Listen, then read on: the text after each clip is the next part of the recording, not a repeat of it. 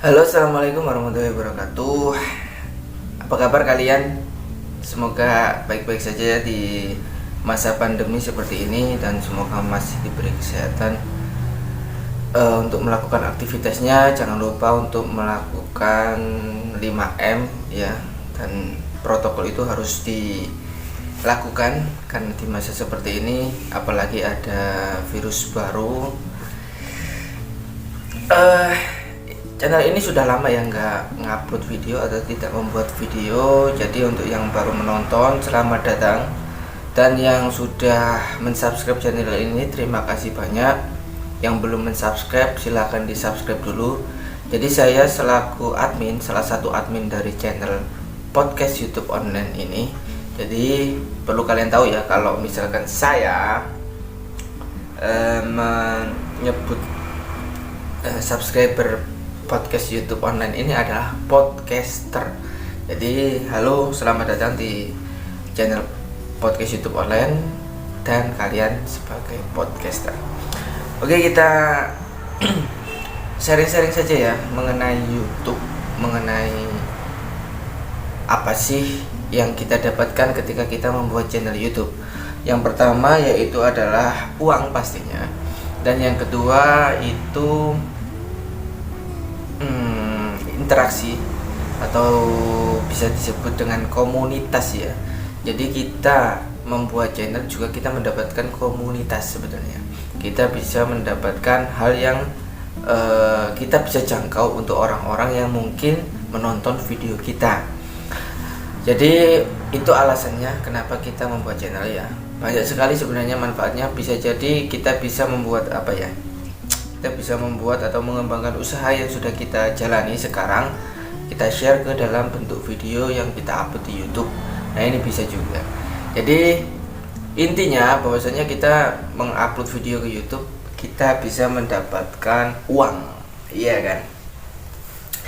Nah, jadi uang ini sendiri dari YouTube ini, kalau misalkan kita serius membangun channel, membuat video, mengatur konten, mencari ide dan lain-lain, ini kita bisa mendapatkan uang dengan catatan kita harus memenuhi syarat, yaitu 1000 subscriber dan 4000 jam tayang.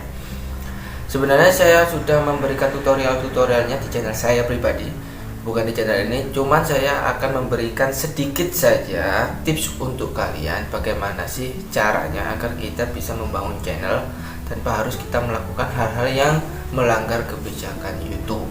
Apa saja sih mas hal-hal yang melanggar kebijakan YouTube?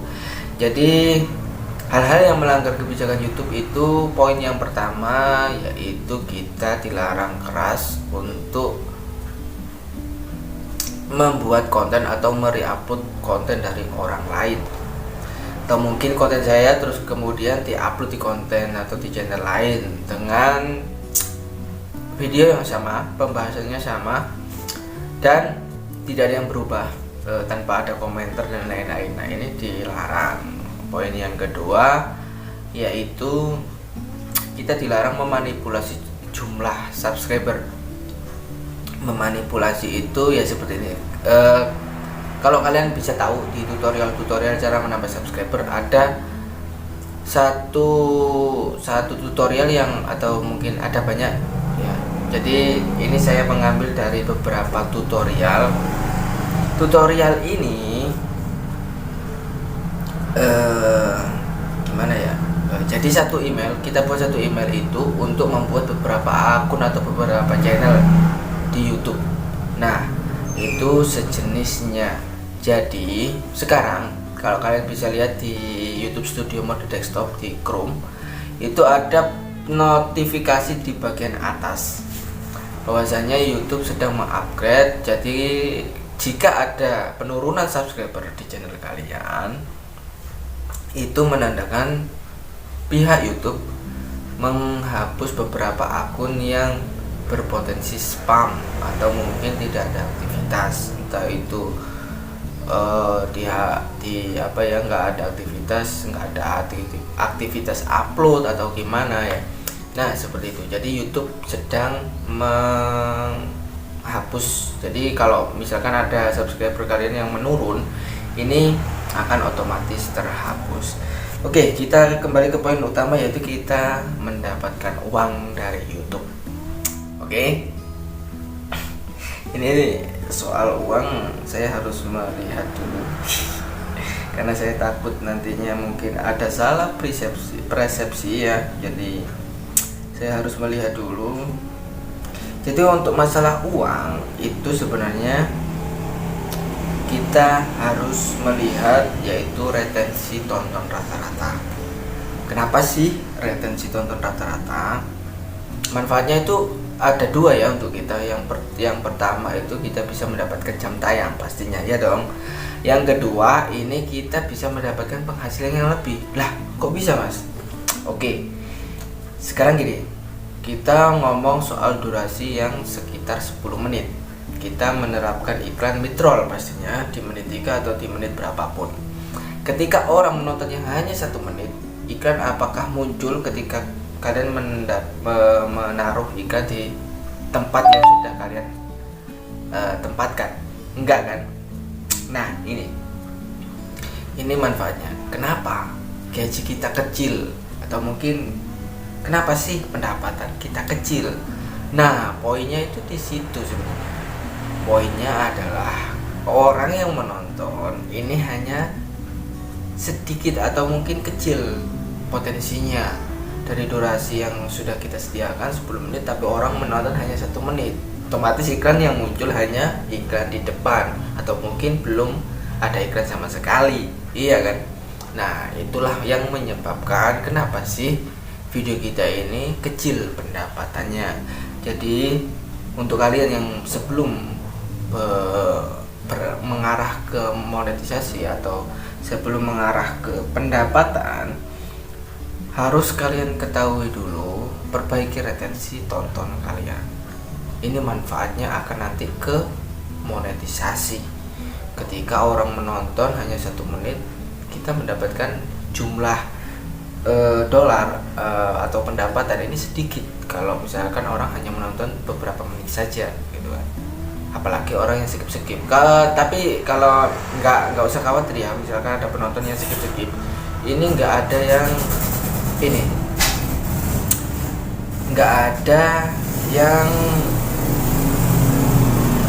apa ya namanya, nggak ada iklan yang terlewati nantinya. Kalian jangan takut atau jangan terlalu khawatir kalau misalkan orang skip, iklan nggak akan muncul. Tetap muncul karena YouTube tahu sekarang kan tidak ada tanda-tanda kuning ya kan di halaman durasinya. Jadi misalkan orang menyekip di berapapun, kalau memang itu penempatan ada iklan, pasti akan muncul iklan, karena YouTube tahu iklan itu akan muncul ketika tidak membuat mengganggu ya. Jadi YouTube akan mengeluarkan iklan ketika tahu bahwasannya tidak mengganggu penonton ketika menonton video kita. Jadi seperti itu. Usahakan retensi ini kalian perbaiki. Jadi ini sedikit sharing saja. Jika kalian ingin sukses di dalam dunia YouTube, kalian harus pikirkan baik-baik konten kalian, dari segi konten, kemudian dari segi kualitas, itu ada di thumbnail, juga ada di dalam video, juga di dalam menu editingnya. Jadi kalian harus perhatikan baik-baik itu. Jangan terlalu memikirkan bagaimana mendapatkan 1000 subscriber dan 4000 jam tayang. Ketika kalian sudah fokus dengan konten kalian yang akan kalian sampaikan di dalam channel kalian, kalian nggak akan ingat dengan 1000 subscriber dan 4000 jam tayang. Yang kalian ingat adalah bagaimana agar video kita ini terus dinikmati banyak penontonnya dan masih mempertahankan penonton yang sudah kita dapatkan. Lebih-lebih kalau mungkin penonton kita bisa meningkat. Nah ini nilai plus untuk kita sebagai kreator, seperti itu. Jadi itu saja yang mungkin pembahasan dari saya kali ini. Jadi mungkin untuk next ke depan atau minggu-minggu ke depan atau di next video ini saya akan sharing lagi. Jadi yang belum subscribe silahkan subscribe dulu agar kalian tidak ketinggalan video terbaru dari channel podcast YouTube Online Indonesia. Oke, itu saja dari saya. Wassalamualaikum warahmatullahi wabarakatuh. Dan saya ingatkan, terus belajar karena hidup butuh belajar. Tidak ada YouTuber yang gagal, tidak ada YouTuber yang gagal, sekali lagi. Yang ada YouTuber yang berhenti upload. Salam sukses dari saya. So see you the next video.